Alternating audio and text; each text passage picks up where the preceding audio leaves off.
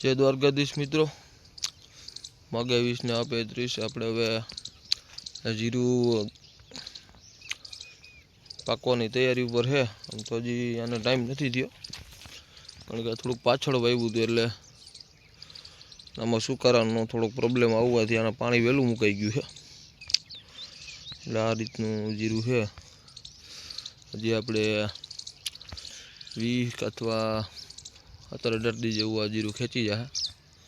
આ થોડુંક પાછતરું છે એટલે જોઈએ હવે આપણે કેટલાક દી ઊભે એમ છે. આમાં એમ તો અટાણે M45 ને સાપ પાવડર ને એવું ફોફેનો થોડું ભેરું નાખીને આ જીરું પકવેલું છે. આમાં બહુ કંઈ હેવી ખર્ચો ચડાવ્યો નથી ફુકારાના હિસાબે. હા, નોર્મલ ખાલી કિલોના પેકિંગ લઈ લીધા હતા M45 ને સાપ પાવડરના. પંપ વધારી દીધા વીઘે. આવડો ક્યારો એમાં ક્યારામાં 2 પંપ ચાલુ કરી દીધા હતા, થોડી દવા ચાલુ કરી. તો એ જીરાનું હાવ ગ્રોથ નહોતો એમ માનો ને કે 20 દી 25 દી પછી પાણી જ નથી પીધું તો આ જીરાનો ગ્રોથ બહુ સારો થઈ ગયો છે. ખાલી પંપ ઉપરથી થોડીક મહેનત કરવી પડી પણ સારું હાલી ગયું છે. આગળ તમને ચણા પણ બતાવું, એ પણ જોઈએ આપણે કેટલાક દિવસ હવે ઉપસે. આમાં આપણે તલ વાવી દીધા છે ને પાણી હવે આજ પી જાય. પછી આ ચણા છે, અહીંયા આપણે ચણા હવે 80 દિવસ જેવા ચણા થઈ ગયા છે. એટલે હવે પાક પડતો થઈ ગયો છે. એક પાણી પાવું હવે કાલ પરમદી તલ પી જાય એટલે. ચણા પણ હવે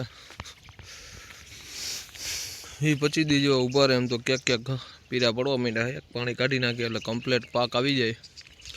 અને કાલે આપણે આમાં 0-0-50 ને કોરાજનનો તડકો હતો, તડકાના હિસાબથી ઈરું આવવાની થોડીક શક્યતા રહી તો કોરાજનનો રાઉન્ડ મારી દીધો છે. આમ તો કોરાજનનો છેલ્લો રાઉન્ડ ગણાય ને હવે આપણે આમાં M45 ને એવું એક 0-0-50નો પાછો ફૂગનાશક છે એટલે કાઢવું હોય તો કાઢશું, નકર 0-0-50 એકલું મારશું. આ રીતે છે. આપણે હવે આ તલના હવે આપણે થોડા કેરા બાકી રહ્યા છે. બાકી હવે પાવર આવી ગયો છે, મોટર ચાલુ થઈ ગઈ છે.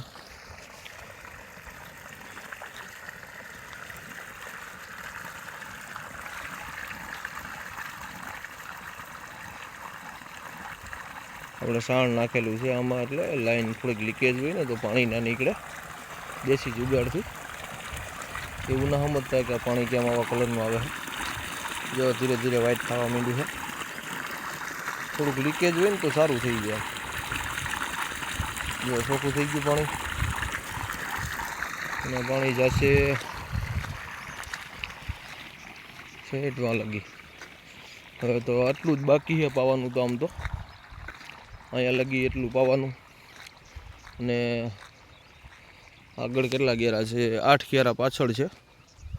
એ 8 ને આવડા આ છે 12 કેરા. એટલે પછી તલ પી જાય પછી આપણે ચણાનો વારો કાઢવાનો. તો ઘઉં પાવાના છે ઓલી સાઈડ. પછી હવે ઘઉં થોડોક ટાઈમ પછી પાછું આપણે.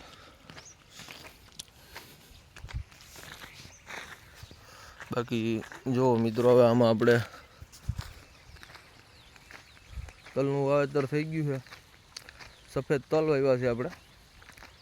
સફેદ તલ આપણે દર વખતે 13-14 મણ જેવો ઉતારો આવે છે. આલખોરે બધા કાળા તલ વાવવાનું થોડુંક માંગ વધારે કરતા હતા, પણ કાળા તલનો આપણે એકવાર અખતરો કર્યો હતો ને તો થોડોક સુકારાનો પ્રોબ્લેમ વધી જાય છે. એટલા માટે આપણે કાળા તલને નપાસ કર્યા કે ભાઈ ભાવ બહુ સારા છે. ભાવ સામું નહીં જોવાનું, ઉત્પાદન સામું જોવાનું. ઉત્પાદન કેનું સારું આવે છે. ઠીક છે મિત્રો, આપણે એક બીજી મોટર અહીંયા પણ હાલે છે. 2 મોટરું ભેરી જ હોય આપણે ગમે એ કામમાં. જોઈ લ્યો આપણે મિત્રો, એટલું જ પાવાનું બાકી છે. અહીંયા લગી પી ગયું છે આ બધું. એટલું બધું પાવાનું. અને મિત્રો, વિડીયોને લાઈક અને શેર કરતા ને સબસ્ક્રાઈબ કરતા ના ભૂલતા. થોડોક સપોર્ટ દેજો. એટલે જોઈ લો મિત્રો, આપણે આવી રીતનું બધું કામ ચાલુ છે. પાણીનું ને આ બધું પી ગયું છે. અહીંયા 8 ક્યારા બાકી છે.